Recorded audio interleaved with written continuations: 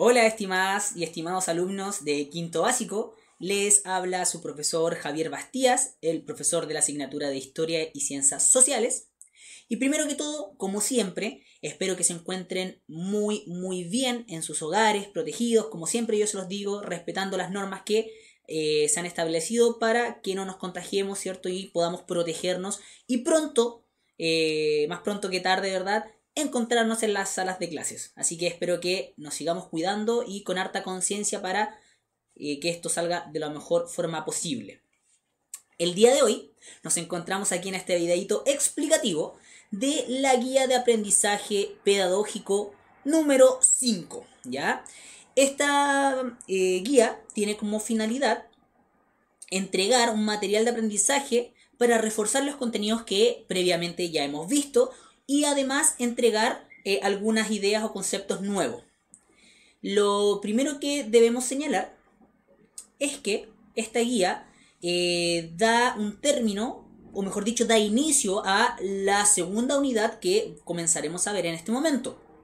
Vamos a dejar un poquito de lado el tema de los derechos humanos, de las actitudes cívicas, porque ya las manejamos y las hemos trabajado por bastante tiempo.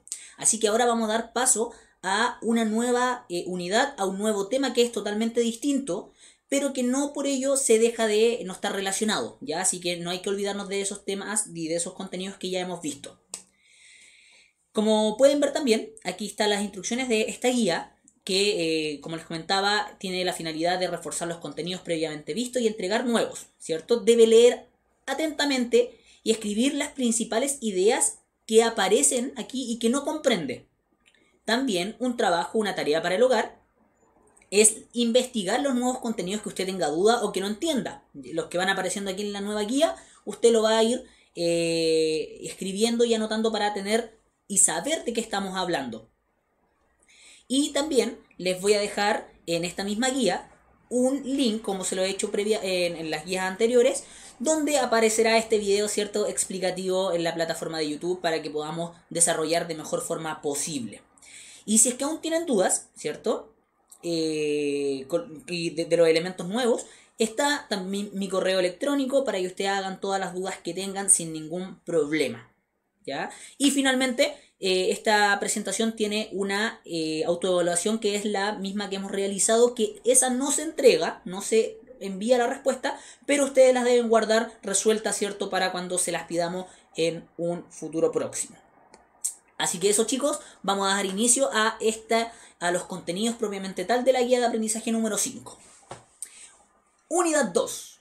Diversidad geográfica de Chile. 2 puntos, zonas naturales. Vamos a cambiar, como les comentaba, rotundamente de tema. El día de hoy vamos a comenzar a ver las zonas naturales de Chile.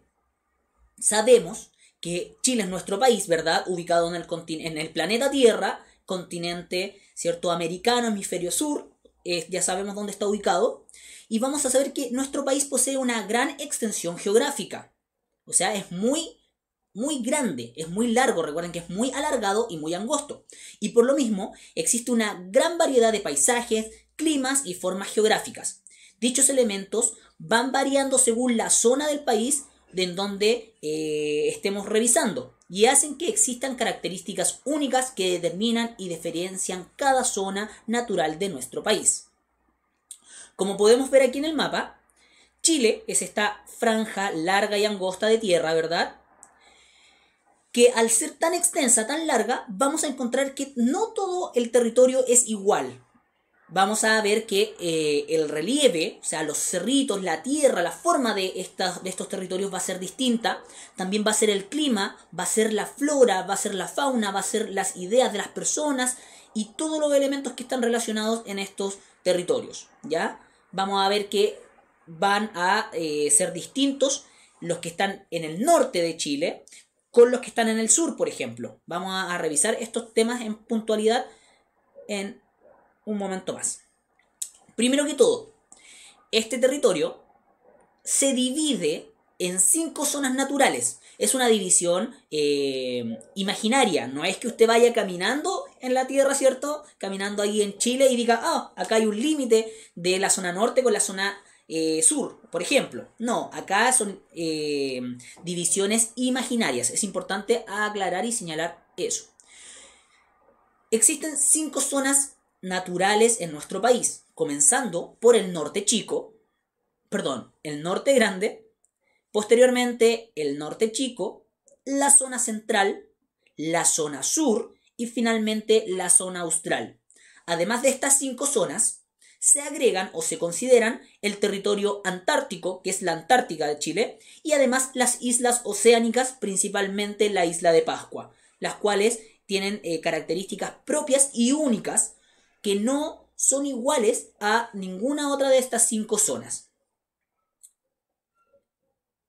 Cada una de estas zonas, y además estas 2 que agregamos, poseerá características únicas de su relieve, clima, hidrología y de suelo.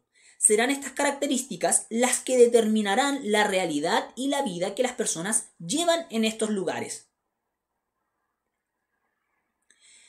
Como les comentaba, cada zona tiene una característica única, diferente, distinta de las demás zonas y las cuales vamos a comenzar a ver en profundidad. Pero primero debemos saber y manejar y entender algunos conceptos que son claves para aprender y para entender estos elementos.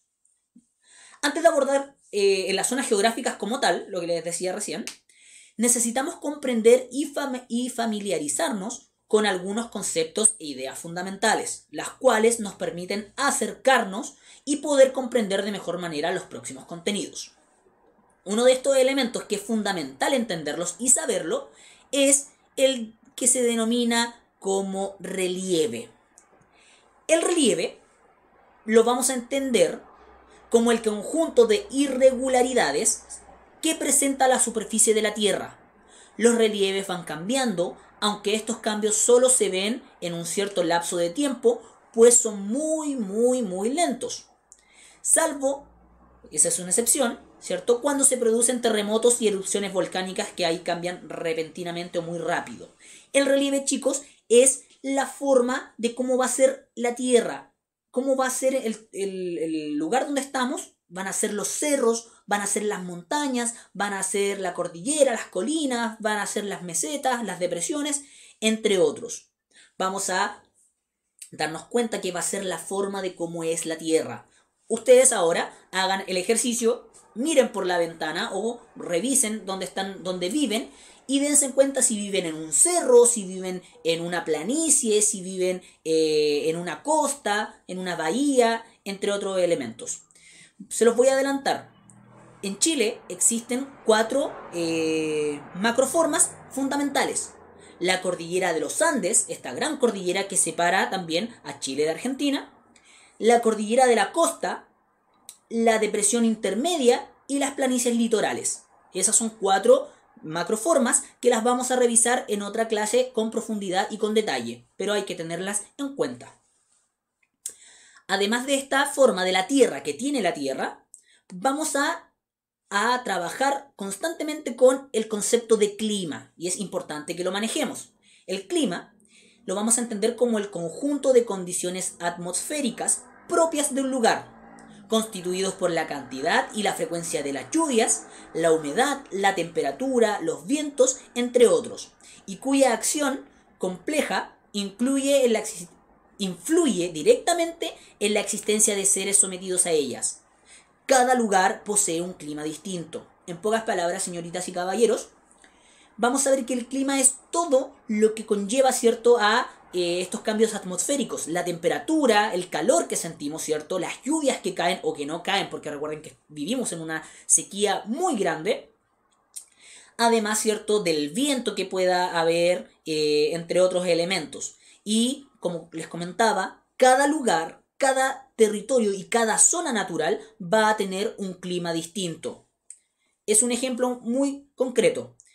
Ustedes o las personas que viven principalmente en Valparaíso, ¿verdad?, van a tener un clima que va a ser relativamente templado. Pero la gente que es del interior de la quinta región, sin ir más lejos, por ejemplo, Villa Alemana, Limache, Quillota, todo esos sectores que son del valle hacia adentro, va a existir un clima que es seco, prácticamente hoy en día árido. Ya mucho calor, muchas temperaturas, muy poco viento y nada o prácticamente nada de humedad ni de lluvia. Por lo tanto, es importante entender que cada lugar, cada zona va a tener un clima determinado y único.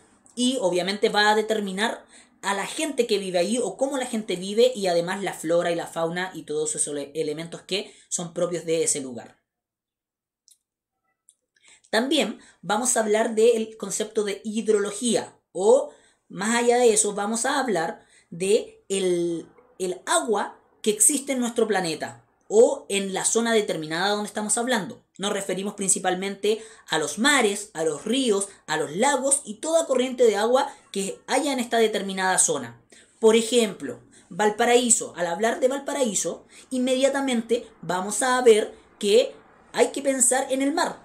Por lo tanto, al hablar de Valparaíso estamos hablando de la hidrología, ¿cierto?, que Valparaíso tiene. El mar, algunos cauces de ríos, ¿cierto?, que tiene la región de Valparaíso, lagunas, entre otros elementos. Y también recordar y hacer conciencia que vivimos, ¿cierto?, nos encontramos lamentablemente en una sequía muy muy extensa de mucho tiempo, y que ha hecho que el agua sea cada vez un recurso más escaso. Así que también a tener conciencia con el uso y la utilización responsable del agua.